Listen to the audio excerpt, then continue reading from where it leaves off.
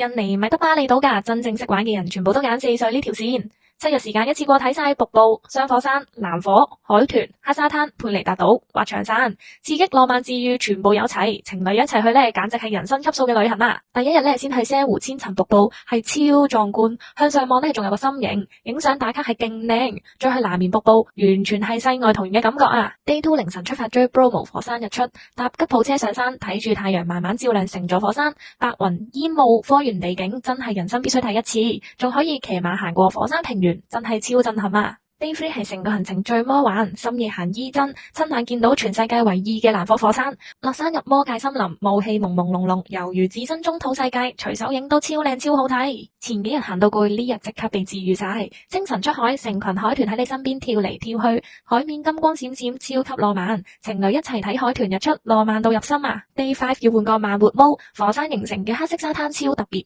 無人秘境超好影相，再去綠色梯田，風吹稻浪，超舒服療癒。終於要去最靚海島佩尼達島，懸崖藍色昏沉海水，天神浴池，鑽石沙灘，每一景都係 wallpaper 級數，海水藍到唔真實，完全明白點解啲人咁中意佩尼達島。最後一日用最自由嘅方式收尾，沿住懸崖公路兜風，一邊無盡大海玩滑翔傘飛上天，俯瞰成個海岸線，超舒壓超值得。頭幾日都係凌晨出發，點與點之間嘅距離呢，最少都要3至4個鐘起，所以非常建議大家包車。我哋撞手神遇到個超級穩陣嘅司機，同埋一個超識搞氣氛嘅中文導遊，係令成個行程再升華。開明印尼 send 詳細行程同埋包車導遊資料俾你。